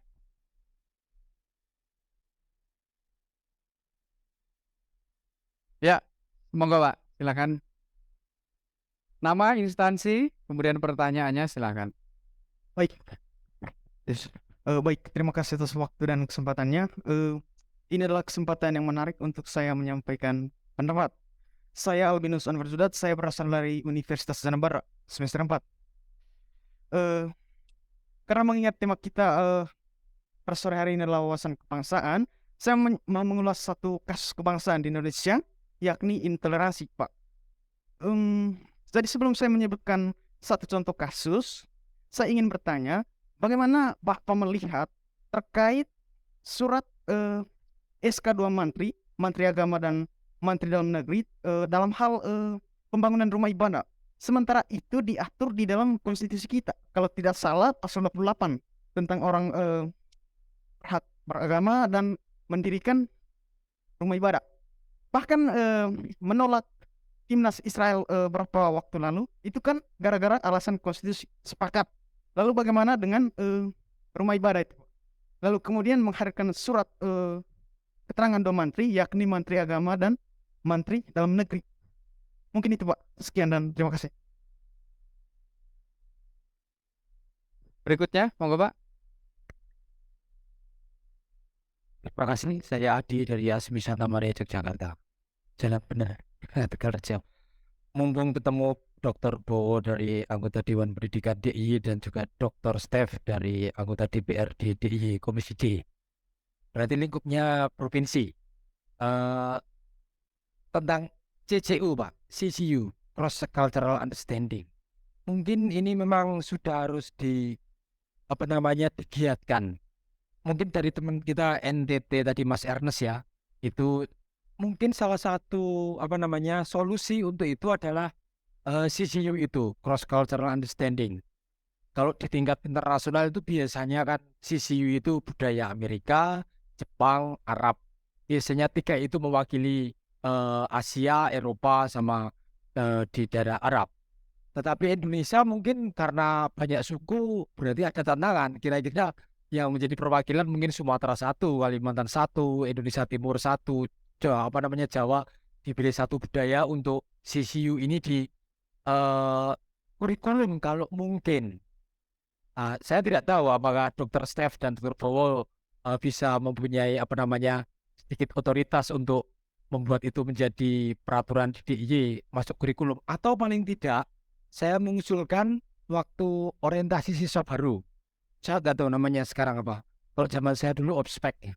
Sekarang namanya saya tidak tahu mengenai orientasi siswa baru, paling tidak ada 1 sesi tentang CCU itu. Mungkin, dan saya berharap dari CCU paling tidak bisa mengenal mengenai kepribadian-kepribadian yang selama ini distereotipkan dari suku yang berbeda. Itu, terima kasih. Baik, satu lagi, ada lagi? Monggo. Oke, 2 dulu. Tadi terkait dengan pembangunan rumah ibadah atau keputusan 2 menteri dan tadi CCU. Silakan, siapa dulu? Baik, terima kasih waktu yang diberikan pada saya. Jadi terkait dengan peraturan 2 menteri, Menteri Agama dan Menteri Dalam Negeri nomor 9 dan 8 tahun 2006, memang kalau dilihat dari hierarki peraturan perundang-undangan, ini memang terjadi ketidakkonsistensian dalam peraturan perundang-undangan itu sendiri. Nah, di dalam Undang-Undang Dasar pasal 29 dan juga pasal 28 itu dikatakan bahwa setiap warga negara itu berhak untuk beribadat, memeluk agamanya dan beribadat sesuai dengan agamanya masing-masing. Itu setiap warga negara. Nah, dalam hal ini ketika dijabarkan atau di-breakdown-kan ke dalam peraturan 2 menteri, di sana ironisnya itu ketika mau mendirikan rumah ibadat itu harus minimal ada 90 pengguna. Berarti untuk bisa beribadat harus ada 90 orang yang akan menggunakan itu dan 60 pendukung gitu. Nah, ini secara yuridis bahwa ini jelas merupakan hal yang sifatnya diskriminatif terutama terhadap agama-agama minoritas. Itu akan kesulitan ketika akan mengurus pendirian rumah ibadat itu sendiri. Terutama misalnya Konghucu itu mencari perwakilan Konghucu di Kabupaten Sleman itu agak sulit. Nah, ini kalau misalnya itu harus memenuhi forum semacam itu, meskipun kalau itu tidak memenuhi ada fasilitasi oleh pemerintah daerah. Tapi dalam prakteknya itu tidak semudah yang dibayangkan itu. Dan ketika peraturan 2 menteri tadi itu di-breakdown-kan dalam peraturan yang lebih rendah, ketika di Sleman ada peraturan bupati terkait dengan pemutihan terkait dengan rumah ibadat yang dibangun setelah 2006 itu, sebelum 2006 itu juga ketika saya mengusulkan sebagai FKUB, kok harus dilampiri KTP, padahal kan pendidikan keagamaan itu harusnya dimulai sejak anak usia dini. Nah, kenapa anak tidak diperhitungkan sebagai memiliki hak yuridis untuk sebagai pengguna rumah ibadah tadi? Kalau KTP kan itu harus usianya 17 tahun. Nah, ini merupakan PR bersama bahwa hendaknya kalau ingin mewujudkan benar-benar amanat Undang-Undang Dasar 45, hal-hal yang bersifat diskriminatif dan mempersulit itu harusnya dihapuskan. Itu menurut pendapat saya, karena Undang-Undang Dasar itu kedudukannya lebih tinggi daripada peraturan 2 menteri. Dan Undang-Undang Dasar ini, peraturan 2 menteri tidak boleh bertentangan dengan Undang-Undang Dasar itu sendiri. Dan karena agama itu masih menjadi komoditi politik, dan itu untuk merubah aturan hukum memang tidak semudah membalikkan telapak tangan itu. Jadi membutuhkan tarik-menarik kekuatan dari berbagai macam unsur yang ada. Tapi idealnya kalau kita benar-benar ingin membangun Indonesia yang berdasarkan Pancasila itu sebagai rumah bersama, itu tidak boleh ada peraturan yang sifatnya diskriminatif semacam itu. Nah, lalu terkait dengan CCU tadi, ini memang merupakan ide yang menarik untuk dibangun kesepahaman untuk pemahaman terhadap politik perbedaan itu. Nah, kalau kebijakan terkait saya tahunya itu di Atmajaya, itu pada masa orientasi, itu memang ada pendidikan khas kejugjaan, di mana seminggu pertama itu diberikan wawasan pengetahuan tentang bagaimana kejugjaan itu. Kemudian dibentuk kelompok dengan lintas budaya. Lalu supaya bisa terjadi bagaimana ini ketika dibandingkan dengan budayamu, supaya terjadi dialog-dialog itu. Nah, proses kesepahaman budaya itu kan kemudian diwujudkan dengan experiential learning atau pembelajaran yang terjun langsung ke masyarakat.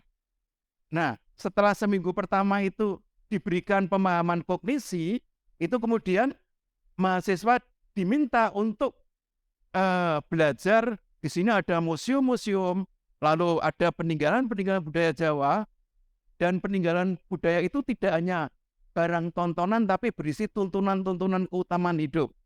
Pesan-pesan moral itu yang berisi tentang pembentukan karakter, jalma kang utama, manunggaling kawula Gusti, lalu mamayu hayuning bawana, itu lalu dikembangkan, didiskusikan, lalu dibuat sarana untuk bagaimana membangun wacana terhadap keberagaman itu. Nah, di situ mungkin menjadi sarana untuk bagaimana kita untuk saling menghormati dan menghargai terhadap keberagaman yang ada di masyarakat. Tapi yang pasti bahwa dalam pendidikan khas kejogjaan itu yang sekarang itu sedang digodok dari dari tingkat SD sampai dengan perguruan tinggi oleh Dewan Pendidikan, itu arahnya supaya kita menjadi jalma utomo, yaitu manusia yang mampu memiliki keutamaan moral yang baik itu.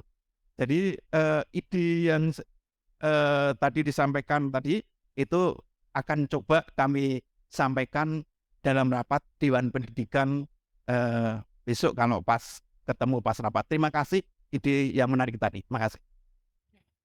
Saya langsung aja terkait dengan SKB, secara pribadi saya sangat tidak setuju terkait dengan aturan pendirian tempat ibadah. Karena kalau kita melihat sekarang lebih mudah sekali kita melihat bangunan-bangunan tempat hiburan dibandingkan tempat ibadah bagi saudara-saudara kita yang minoritas tanda kutip ya.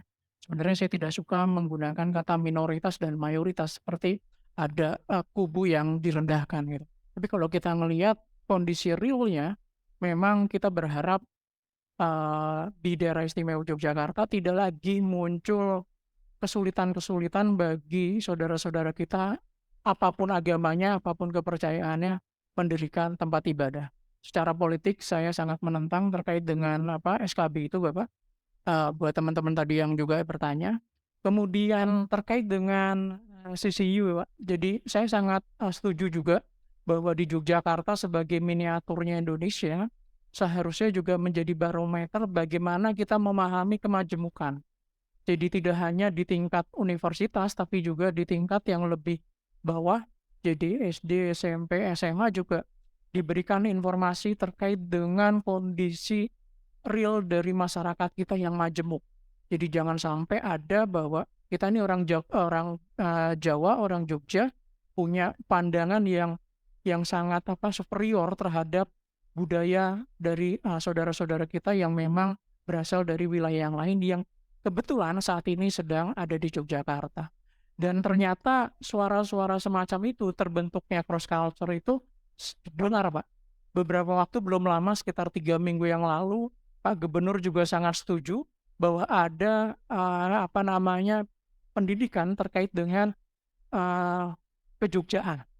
Jadi bagaimana mengenalkan terkait dengan budaya Jogja. Jangan sampai tata nilai budaya Jogja. Jangan sampai orang yang berasal dari luar kemudian merasa shock karena budayanya berbeda. Dan kemudian menjadi timbul gesekan di tengah-tengah masyarakat. Dan saya berharap program-program kegiatan itu juga bisa terlaksana dengan baik. Dan saya kebetulan sekarang di komisi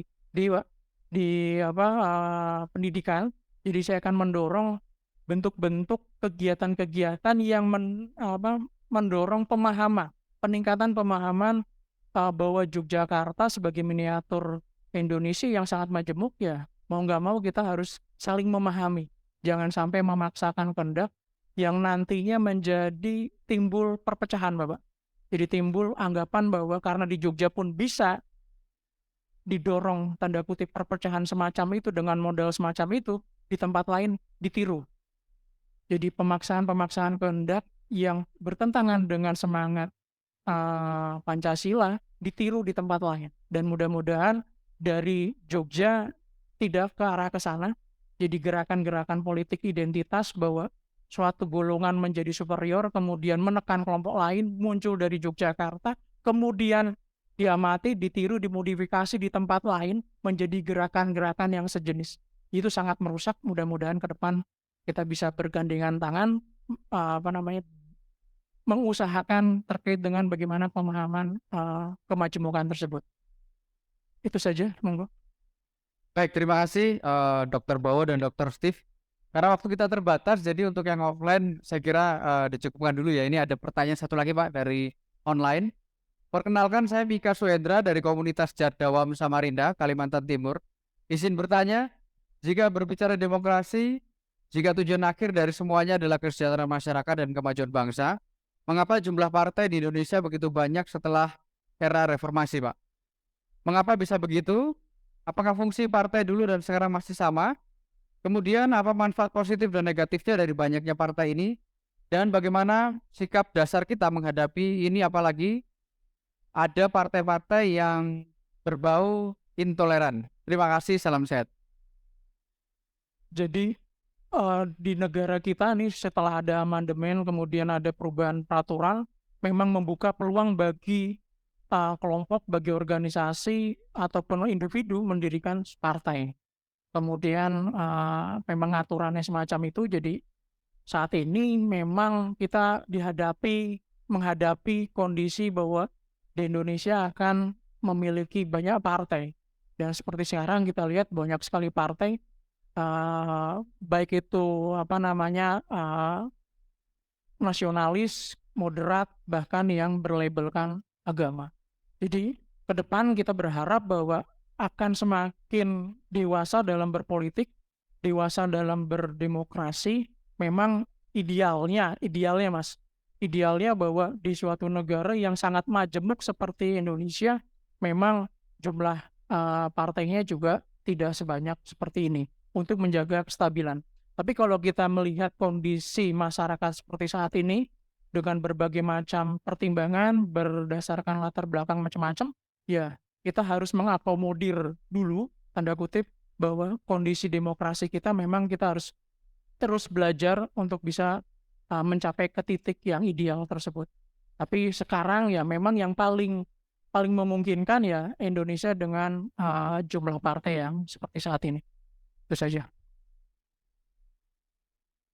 Ya, jadi maraknya partai itu berdiri di Indonesia itu sebagai antitesis pada masa Orde Baru itu, partai itu sangat sulit untuk dibangun.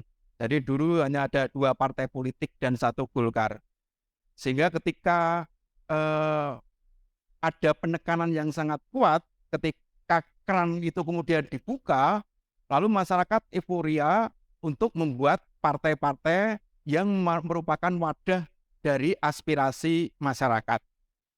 Nah, jadi partai ini merupakan wadah tempat penyaluran aspirasi masyarakat. Nah, terkait dengan keberadaan partai-partai yang mungkin tidak bertujuan untuk mewujudkan kesejahteraan umum, justru itu mengarah kepada intoleransi. Nah, pemilu itu sebagai sarana untuk menguji sejauh mana diterima partai atau kepemimpinan itu mendapat legitimasi sosiologis dari masyarakat atau tidak. Jadi pemilu itu merupakan momentum memilih kepala negara maupun dewan itu secara legitimasi yuridis, sosiologis, dan filosofis. Nah, penguasa memiliki legitimasi yuridis apabila dia dipilih dengan cara-cara yang sah secara hukum.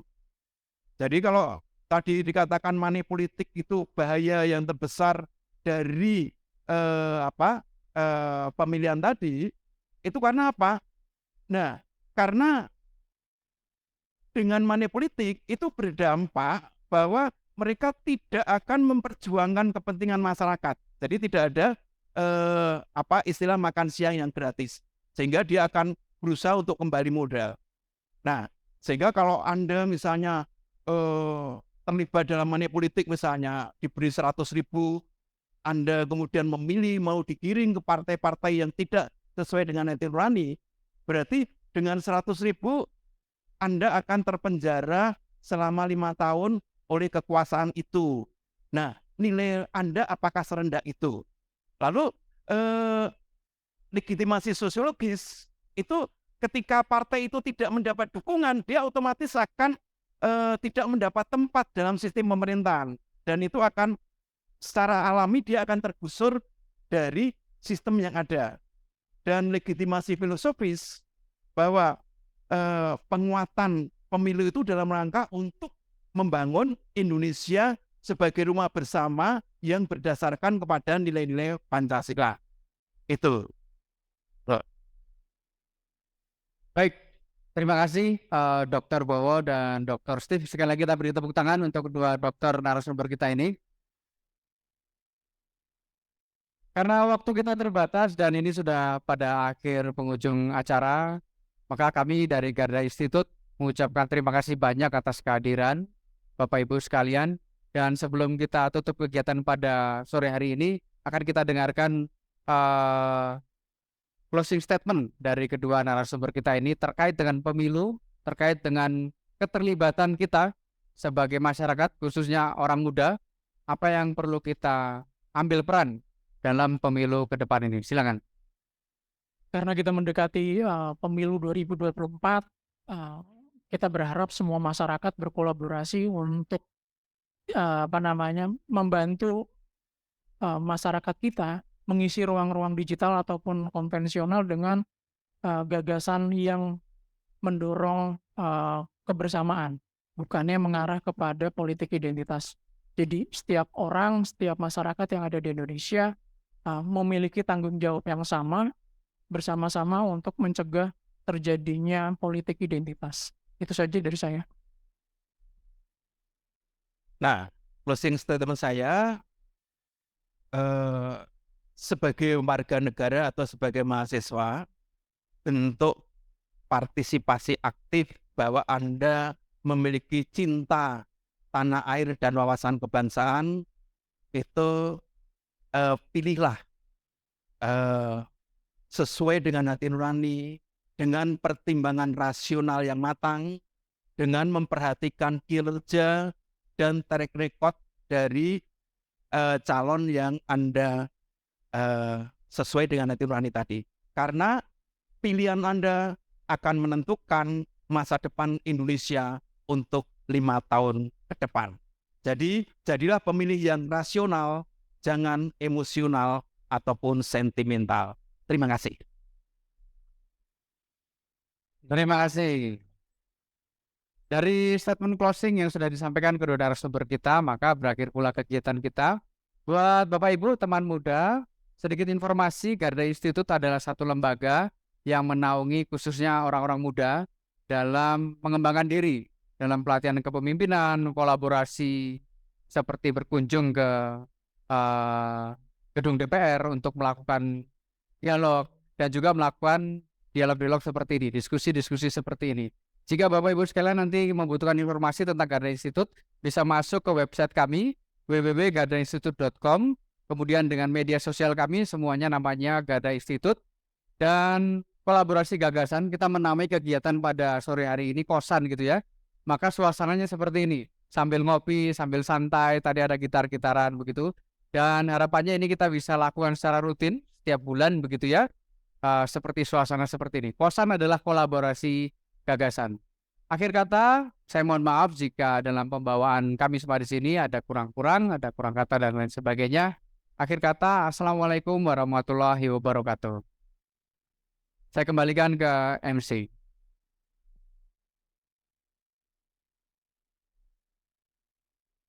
Baik, kita beri applause sekali lagi teman-teman.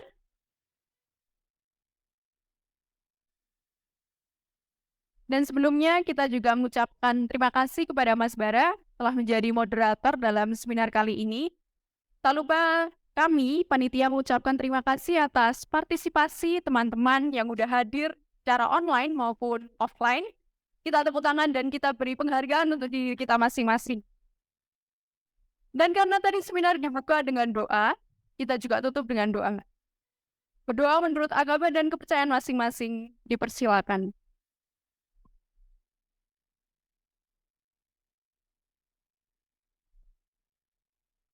Amin, berdoa tidak dibatasi. Dan teman-teman, sebagai pamungkas dari seminar kita pada malam hari ini, saya ada puisi yang saya buat 40 hari 40 malam. Gak bercanda ya, dan saya mohon perhatiannya. Pemuda, pemudi, dan pemilu. Jikalau pemilu semakin dekat, akankah yang jauh akan menjadi dekat, dan yang dekat jadi jauh? Padahal kita tahu bahwa pemilu bukan soal sekat-sekat. Politik identitas ada di depan mata, Aku sama kamu sama aku, atau kamu sama mereka. Kita mencari sama, yang sama-sama. Nggak usah ngomongin soal kesamaan deh. Kalau tujuan kita ke depan aja nggak sama. Boleh aja sih narsis di media sosial, tapi ya jangan kemakan berita bohong dong. Berani cuit ini, cuit itu, soal jajaran dewan terhormat. Tapi pas diajak dialog dan konsolidasi, kok nyalinya ciut. Keluar-keluar soal keadilan, mempertanyakan eksistensi kebijakan. Tapi pas pemilu malah bikin story lagi milih. Mumpung tanggal merah ya. Yakin udah sepaling cinta negeri. Komen ini, demo sana sini, demi membangun negeri sih katanya.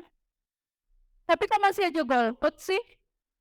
Padahal kita tahu kan, golput bukan solusi. Mau pakai alasan apa lagi? Zaman udah canggih. Bahkan anak kos aja bisa kok nyoblos di TPS kampus. Atau jangan-jangan kita yang egois. Tak mau tahu persoalan bangsa kita. Yang sebenarnya suara kita sangat dibutuhkan. Suara kita berharga. Jangan jadi anak muda yang krisis, melainkan jadi anak muda yang kritis, yang cerdas, berwawasan luas, dan progresif. 14 Februari 2024, saat yang ditunggu-tunggu. Saatnya rakyat berpesta demokrasi. Ya memang kita negara demokrasi, dari rakyat, oleh rakyat, dan untuk rakyat. Tapi pemilu bukan soal politik. Dan ini nggak main-main. Ini perihal masa depan bangsa. Pilih yang terbaik dari yang terbaik. Gunakan hak pilihmu, tunjukkan integritasmu. Ayo, masa depan ada pada kontribusimu. Tentukan orang nomor 1 ke 8 dan juga orang nomor 2 ke 10. Yang terbaik dari yang terbaik. Masa depan bangsa Indonesia yang lebih baik. Indonesia, rumah kita bersama. Satu tujuan, satu misi. Bersama kita melangkah dengan segala keunikan kita masing-masing. Kita, pemuda, pemudi, dan bangsa Indonesia dalam pemilu 2024.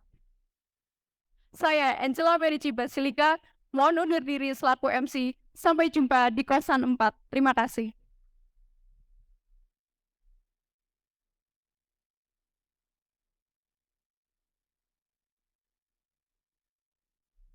Baik Bapak Ibu sekalian, karena tempat ini kan kafe begitu ya. Jadi kalau Bapak Ibu sekalian masih mau ada di sini diskusi ngobrol-ngobrol, dipersilahkan. Jadi tidak kami akhiri dan tidak kami batasi untuk kehadiran di sini. Terima kasih, sampai jumpa di kesempatan berikutnya. Kang Elan.